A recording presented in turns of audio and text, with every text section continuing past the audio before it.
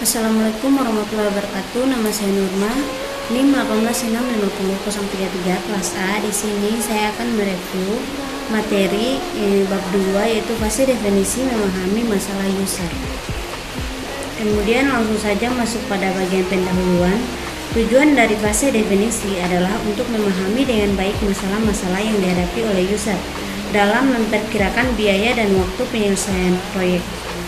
Ada 3 aktivitas utama yang harus dilakukan dalam fase definisi ini, yaitu yang pertama, Anda harus memahami dengan baik masalah-masalah yang dihadapi oleh user dan apa saja yang dibutuhkan untuk menyelesaikan masalah tersebut atau kebutuhan. Yang kedua, yaitu Anda harus memutuskan proyek akan dilaksanakan atau tidak. Jika keputusannya adalah melaksanakan proyek tersebut, Anda harus dapat menganalisis semua resiko-resiko yang mungkin terjadi yang dapat menggagalkan proyek tersebut. Analisis sangat membantu dalam penulisan proposal yang berisi rincian mengenai proyek apa yang akan ditawarkan, kapan dan berapa biayanya, termasuk biaya untuk resiko-resiko yang mungkin terjadi. Kemudian, tulislah beberapa dokumen dan temukan beberapa kejadian penting pada akhir fase ini.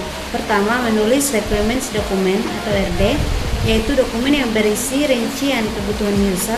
Dokumen RD harus jelas dan lengkap sehingga tim project team PT dapat memahami seluruh masalah-masalah yang dihadapi oleh user dan dapat memperkirakan biaya penyelesaian proyek tersebut. Kejadian penting pertama yang akan dihadapi berupa persetujuan atau penandatanganan dokumen RD oleh user dan tim proyek.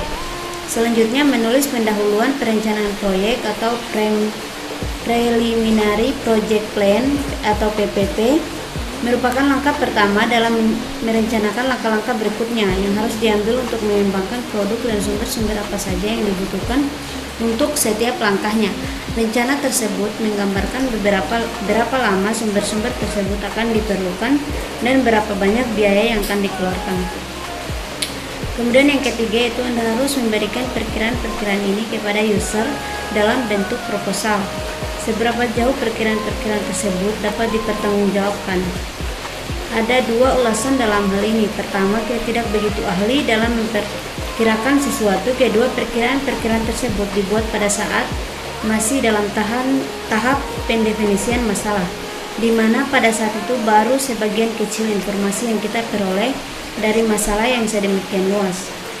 Jika Anda tidak yakin dengan kebutuhan-kebutuhan yang telah digambarkan secara akurat dalam dokumen RD, disarankan untuk membagi proyek tersebut menjadi 2 tahap. Fase analisis sebagai proyek pertama, diikuti dengan fase sebelumnya sebagai proyek kedua.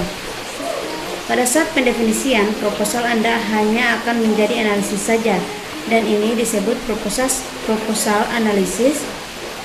Setelah analisis akan ada proposal pengembangan. Kedua hal ini disebut dengan 2 fase proposal. Kejadian penting yang terdapat di sini adalah pembelian proposal oleh user. Kemudian dokumen kebutuhan atau requirements dokumen atau RD menyatakan masalah-masalah yang dihadapi user dan solusi umum yang dibutuhkan. Bahasanya berorientasi pada bahasa yang digunakan oleh user sehari-hari dan jauh dari bahasa komputer. Kadangkala dokumen RD digunakan sebagai permohonan untuk sebuah proposal, requirements for a proposal atau RFP, ketika user menawarkan proyek kepada kontraktor luar. Kemudian tanya jawab dengan user, yaitu proses tanya jawab dilakukan untuk mendapatkan informasi yang tepat dari user. Untuk memperoleh RD yang baik, user akan memberikan semua informasi yang Anda butuhkan dan tidak lebih.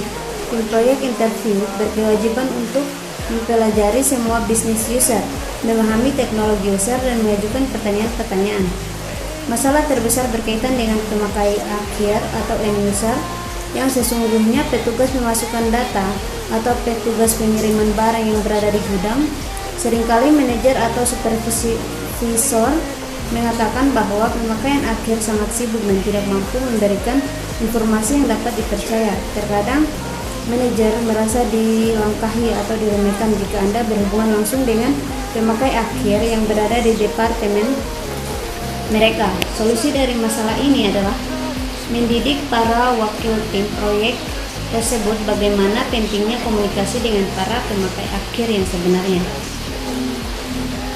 Kemudian siapkan rencana untuk melakukan wawancara, pelajari tentang bisnis yang mereka lakukan, dan tulislah pertanyaan-pertanyaan yang akan diajukan. Berikut ini pertanyaan yang berhubungan dengan wawancara yang akan dilakukan. Yang pertama, cari tahu tentang aliran informasi yang ada dalam perusahaan tersebut.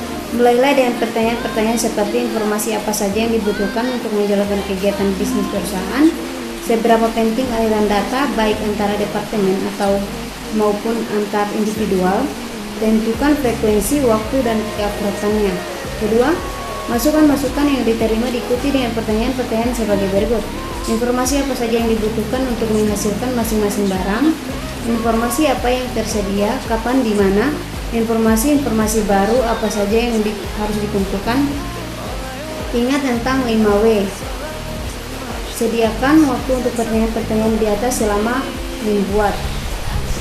Kemudian hal-hal yang terdapat dalam RD, yaitu bagian-bagian dari RD. Yang pertama, pendahuluan, yang kedua, tujuan proyek, yang ketiga, fungsi-fungsi utama, yang keempat, keluaran umum, yang kelima, informasi input secara umum, yang keenam, kinerja atau performance, yang ketujuh, perkembangan atau growth, yang kedelapan, pengoperasian dan lingkungan, yang kesembilan, kompatibilitas, pengantarmukaan, yang ke-10 reliabilitas atau ketersediaan, yang ke-11 pengantarmukaan dengan pemakai, yang ke-12 pengaruh organisasi, 13 pemeliharaan dan dukungan, 14 dokumentasi dan pelatihan, yang ke-15 keuntungan hanya untuk RPV saja, yang ke-16 persyaratan dan kondisi.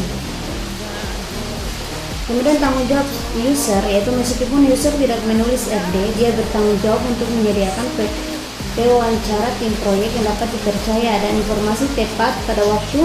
User harus dapat waktunya. User harus dapat mengajukan orang yang mengetahui tentang semua sistem yang ada dan apa saja yang dibutuhkan untuk sistem baru.